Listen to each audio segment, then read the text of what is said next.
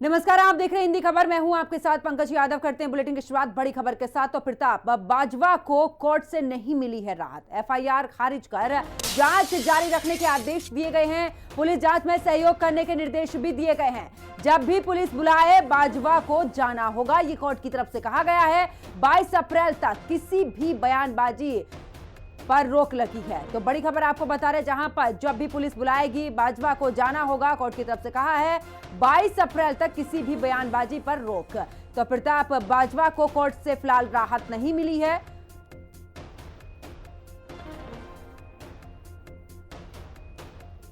और ज्यादा जानकारी के लिए हमारे सहयोगी विजय हमारे साथ में लाइव जुड़ चुके हैं। विजय, अगर बात करें, क्योंकि बाजवा को राहत मिलती हुई नजर नहीं आ रही, ऐसे में कोर्ट ने कहा कि जब भी बुलाया जाएगा पहुंचना होगा।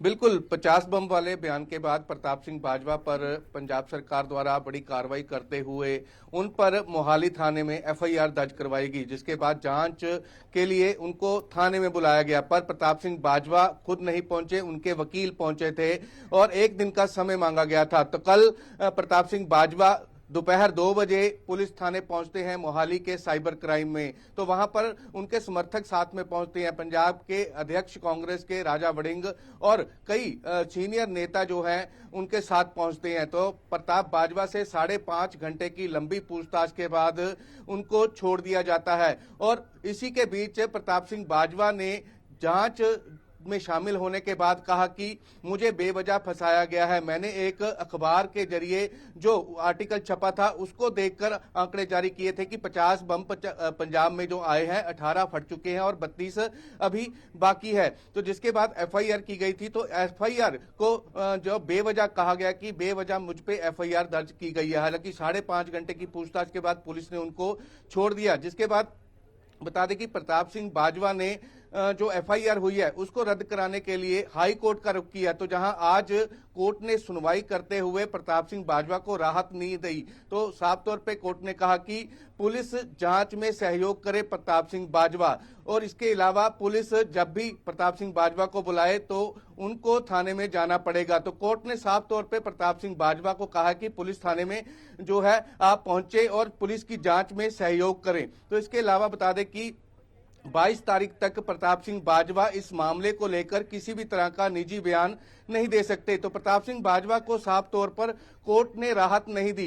तो इसके अलावा बता दें कि प्रताप सिंह बाजवा के साथ कांग्रेस के वरिष्ठ नेता भी पहुंचे थे। तो साफ तौर पर उनका यही कहना था कि प्रताप सिंह बाजवा को बेवजह फंसाया जा रहा है। पर पंजाब सरकार और पंजाब सरकार के मंत्री लगातार यही कह रहे हैं कि अगर प्रताप सिंह बाजवा को किसी तरह की जानकारी थी 50 बम की, तो उनको पुलिस में सहयोग करना चाहिए था, जो उनके सूत्र हैं। हालांकि जिस तरह से प्रताप सिंह बाजवा ने कहा था कि मेरे पंजाब इंटेलिजेंस और केंद्रीय एजेंसियों में जो इंटेलिजेंसी है उनमें लोग मेरे जो हैं मेरे जानकार हैं, उन्होंने मुझे बताया है, पर मैं सूत्र का नाम नहीं बता सकता। तो पुलिस थाने में भी प्रताप सिंह बाजवा ने इसी तरह का बयान दिया। तो पुलिस का सहयोग नहीं किया, ये पुलिस का भी कहना है। तो लगातार अब कोर्ट में जांच जारी है। तो 22 तारीख तक किसी भी तरह का निजी बयान बम वाले मामले में ना देने का कोर्ट ने जो फरमान जारी किया है। तो साफ तौर पर बता दें कि प्रताप सिंह बाजवा अब पंजाब पुलिस जब भी बुलाएगी तो उनको जांच में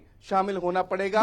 और कोर्ट में जो केस चल रहा है उसके बारे में अभी देखना होगा कि जो एफआईआर दर्ज की गई है वो रद्द होती है या नहीं। पर कहीं ना कहीं पंजाब सरकार के मंत्री साफ तौर पे कह रहे हैं कि अगर प्रताप सिंह बाजवा बेवजह से बयानबाजी कर रहे हैं तो उनको पंजाब के लोगों के सामने माफी मांगनी चाहिए, ताकि पंजाब में जो दहशत का माहौल फैलाने का काम प्रताप सिंह बाजवा ने किया है उससे लोगों को कहीं ना कहीं राहत मिल सके। तो साफ तौर पर यह भी कहा गया कि अगर प्रताप सिंह बाजवा माफी मांगते हैं तो सरकार एफआईआर रद्द करने के लिए विचार कर सकती है। जी बिल्कुल विजय, और देखिए हमने देखा भी था कि 2 ऐसे मामले आए जब इस दौरान, चाहे वो बीजेपी नेता के घर की बात करें जब हमला हुआ है, ऐसे में जब इस तरीके से नेताओं के बयान सामने आते हैं। दूसरी तरफ क्योंकि बीते दिन भी हमने देखा जब आपने तमाम जो इस दौरान आम आदमी पार्टी जब जिस समय पर प्रदर्शन कर रही थी उनसे आपने बातचीत की, उनका भी यही सीधे तौर पर कहना कि इस तरीके की बयानबाजी जो आम जनता है उनमें दहशत पैदा करेगी।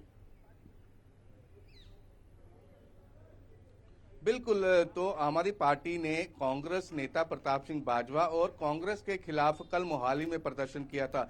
तो इस दौरान आम आदमी पार्टी के प्रधान और मंत्री अमन अरोड़ा सहित तमाम बड़ी लीडरशिप वहां पर मौजूद थी। तो सभी ने एक मत में कहा कि प्रताप सिंह बाजवा ने जो दहशत फैलाने का काम पंजाब में किया है वो ठीक नहीं है, क्योंकि एक पॉलिटिशियन के सीनियर जो प्रताप सिंह बाजवा हैं, तो सीनियर पॉलिटिशियन होने के नाते इस तरह की बयानबाजी से गुरेज करना चाहिए था प्रताप सिंह बाजवा को। अगर उनको 50 बम के बारे में कोई जानकारी थी तो हमें बताते, सरकार को बताते, मुख्यमंत्री को बताते या फिर पुलिस को बताते। तो साफ तौर पर प्रताप सिंह बाजवा पर निशाना साधा गया है मंत्रियों द्वारा। तो इसी के बीच प्रताप सिंह बाजवा जब कोर्ट पहुंचते हैं तो उनके साथ जो सीनियर नेता हैं वो मोहाली थाना के बाहर धरने पर बैठ जाते हैं। तो प्रताप सिंह बाजवा के हक में नारेबाजी करते हैं, पर कहीं ना कहीं सरकार इस मामले को गंभीरता से ले रही है, क्योंकि 18 बम जो फटे हैं वो पुलिस थानों में फटे हैं। बीते कुछ दिन पहले प्रताप सिंह बाजवा ने जो बयान दिया है भी 18 बम फटे हैं। एक बम जो था पूर्व मंत्री भाजपा के मनोरंजन कालिया के घर पर ग्रेनेड हमला हुआ था।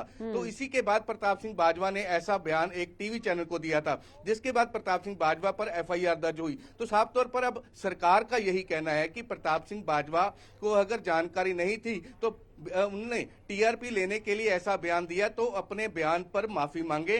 बिल्कुल। और देखिए बीते दिन भी यही कुछ सवाल जो थे वो आम आदमी पार्टी की तरफ से भी उठाए जा रहे थे। बहुत बहुत शुक्रिया विजय हमारे साथ जुड़ने के लिए, तमाम जानकारी साझा करने के लिए।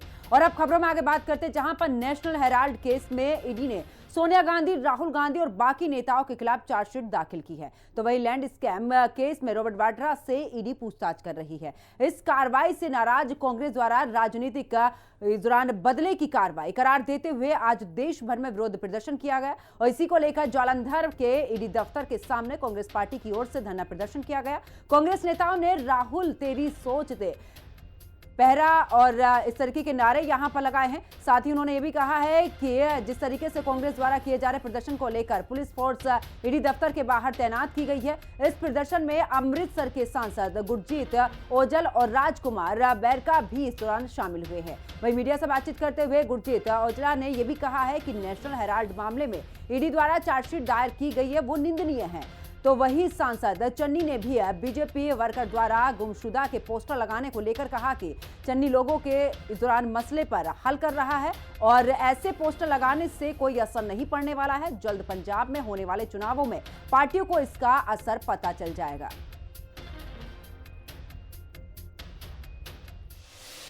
तो वहीं नेशनल हेराल्ड मामले में ईडी द्वारा राहुल गांधी और सोनिया गांधी के खिलाफ चार्जशीट दायर किए जाने के मामले को लेकर आज देश भर में कांग्रेस का प्रदर्शन जारी रहा। चंडीगढ़ के सेक्टर 9 स्थित ईडी दफ्तर के बाहर भी पंजाब कांग्रेस ने यहां पर बड़ा प्रदर्शन किया। पंजाब कांग्रेस अध्यक्ष राजा वेडिंग प्रताप सिंह बाजवा सहित तमाम सीनियर के जो कांग्रेस के लीडरशिप थे वो धरने में मौजूद रहे हैं। तस्वीरें भी आपको दिखा रहे हैं।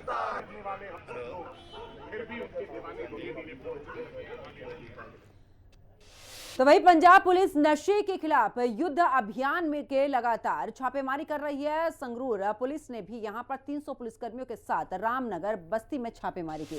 दरअसल यहां पर एसपीडी रविंद्र अत्री की यहां पर ड्रग डीलरों को सीधी चेतावनी थी कि या तो नौकरी छोड़ दो या फिर पंजाब छोड़ दो, लेकिन किसी को बख्शा नहीं जाएगा। साथ ही उन्होंने ये भी कहा कि जिन लोगों के खिलाफ नशा तस्करी की धाराओं के तहत मामला दर्ज है उनके खिलाफ सख्त कार्रवाई की जा रही है और उनके घरों पर भी जांच की जा रही है। पंजाब सरकार की तरफ से एक मुहिम चलाई गई थी युद्ध नशे के विरुद्ध। उसी लड़ी के तहत आज बात करेंगे संगरूर पुलिस की। आप देख सकते हैं तस्वीरों में जो पुलिस भारी मात्रा में यहाँ गंगा रामनगर बस्ती में पहुंची है। घर घर की तलाशी भी ली जा रही है। और बात करें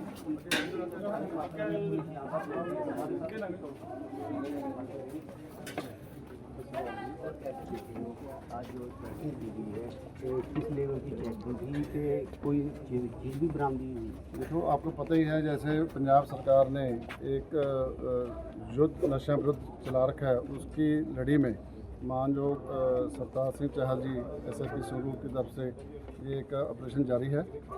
जो अपना सुबह से हमारे डीएसपी साहब रूरल सुखदेव सिंह जी, संजीव सिंगला जी और हमारे डिस्ट्रिक्ट के एसएचओ और तकरीबन 200 के प्लस जो पुलिस ऑफिसर हैं उनकी मदद से ये सारा जी सर्च ऑपरेशन जारी है। इसमें नाकाबंदी की है, पार्टियां बना के जो हॉटस्पॉट के जो घर हैं, जो पुराने हैप्चुल हैं, उनकी जो सर्च की जा रही है। अगर बात करें कि आज जो आपने सख्ती की है उसमें कुछ आज मिला है? देखो अभी तक जो हमें तकरीबन 15 से 20 जो मोटरसाइकिल बरामद हुए हैं, जो उन पर कोई नंबर जो है उनका कोई रिकॉर्ड नहीं है, उनको अभी हम बाद में उनकी इन्वेस्टिगेशन करके और अपन उनका वेरिफिकेशन करके जो गलत होगा तो उसके खिलाफ कानूनी कार्रवाई करेंगे। ये थे हमारे साथ एसपी साहब, जिनका कहना है कि या तो ये काम छोड़ दो या पंजाब छोड़ दो, नहीं तो ऐसे ही इस तरह जो नशे के खिलाफ जो मुहिम चलाई है उसी तहत ये चेकिंग की गई थी। और उन्होंने कहा है कि हमारे तकरीबन 200 से ज़्यादा जो मुलाजिम थे ये सच पर पहुँचे हैं। संगरूर से रवि शर्मा, हिंदी खबर। तो वहीं केंद्र सरकार पंजाब में खास अस्पतालों का निर्माण कर रही है, जबकि एक खास अस्पताल श्री मुक्तसर साहिब में बनाया जा रहा था, लेकिन अब मुक्तसर की जगह पर गिदड़वा को यहाँ पर स्थानांतरित किया जा रहा है, जिसके चलते श्री मुक्तसर साहिब के नगर निवासियों और समाज सेवियों ने भी शहर में काली पट्टियाँ यहाँ पर बनाकर विरोध प्रदर्शन किया है। और इन समाज सेवियों ने कहा कि पहले अमृत यहाँ पर मुक्तसर में भी गंभीर अस्पताल बनना था, लेकिन अब गिदड़वा में ये बनने जा रहा है। सारे शहर वासियों सारे मुक्तसर वाले कहे मैं उम्मीद करदा जो पासपोर्ट सेंटर साडा मलोट शिफ्ट होया, जो सेंटर गवर्नमेंट दी पॉलिसियां के मुताबिक जो चीज़ डिस्ट्रिक्ट हैडकुआटर से आनी है तो साडे शहर नाल मतरीम वाला सलूक करके उन्होंने होर किते क्यों शिफ्ट किया जा रहा। असीं इहदे लई लड़ाई लड़ांगे। साडा किसी भी विधान सभा के लोगों नाल वैर विरोध नहीं, पर जो साडा हक है वो सानू मिलना चाहिए। इस करके असीं रोस मार्च कर रहे हैं। मैं वारी वारी गल कहना, इहनूं गैर राजनीतिक ही प्लेटफॉर्म है और कोई बंदा राजनीतिक तौर पर इसनूं नहीं करूगा, पर जो साडे शहर में राजनीति होगी, हर बंदा किसी न किसी राजनीतिक पार्टी का नुमाइंदगी करता है तो सानू राजनीति भी करनी आउंदी है। मैं उन्हां लोकां नूं जिहड़े मुक्तसर के खिलाफ एक्शन लै रहे हैं या मुक्तसर का हक नूं खो रहे हैं, उन्हां नूं चेतावनी दिंदा भी तुसीं इह ना समझ लो कि मुक्तसर के लोग सुत्ते हुए हैं। असीं जागदे हैं, आपदा हक लैके रहांगे। उधर फाजिलका जिले में भी रेड अलर्ट जारी कर दिया गया है। जिले में कई स्थानों पर नाकेबंदी कर दी गई है। अधिकारियों के नेतृत्व में नाकाबंदी कर आने जाने वाले वाहनों को रोका जा रहा है, उनकी जांच की जा रही है। तो वहीं बिना कागजात के यात्रा करने वाले लोगों के वाहनों का चालान भी किया जा रहा है। पुलिस का यह भी कहना है कि जिले को पूरी तरह सील कर दिया गया है। मानयोग SSP साहब फाजिलका की हदायतों से डेली चैकिंग ਤੇ ਨਾਕਾ ਵੱਖ-ਵੱਖ ਜਗ੍ਹਾ ਤੇ ਫਾਜ਼ਿਲਕਾ ਦੇ ਸ਼ਹਿਰ ਦੇ ਵਿੱਚ ਲੱਗਦੇ ਆ, ਜਿਹੜੇ ਇਹਦੇ ਵਿੱਚ ਟ੍ਰਿਪਲ ਰਾਈਡਿੰਗ, ਵਿਦਆਊਟ ਨੰਬਰ ਅਤੇ ਹੋਰ ਵੀ ਡਾਕੂਮੈਂਟ ਚੈੱਕ ਕੀਤੇ ਜਾਂਦੇ ਆ। ਜਿਹਦੇ ਤਹਿਤ ਅੱਜ ਵੀ 15 ਚਲਾਨ ਜਿਹੜੇ ਅਸੀਂ ਉਹ ਕੀਤੇ ਆ ਤੇ 2 ਵਹੀਕਲ ਅਸੀਂ ਬੌਂਡ ਕੀਤੇ ਆ ਜਿਹੜੇ ਵਿਦਆਊਟ ਨੰਬਰ ਸੀਗੇ। ਤੇ ਅੱਗੇ ਤੋਂ ਵੀ ਇਹ ਚੈਕਿੰਗ ਮਾਨਯੋਗ SSP ਸਾਹਿਬ ਦੀ ਹਦਾਇਤਾਂ ਮੁਤਾਬਕ ਚੱਲਦੇ ਰਹੇਗੀ। ਵੱਖ-ਵੱਖ ਟਾਈਮ 'ਤੇ ਸਾਡੇ ਨਾਕੇ, ਵੱਖ-ਵੱਖ ਸ਼ਿਫਟੀ ਨਾਕੇ ਵੀ ਸਾਡੇ ਜਿਹੜੇ ਚੱਲਦੇ ਰਹਿੰਦੇ ਆ।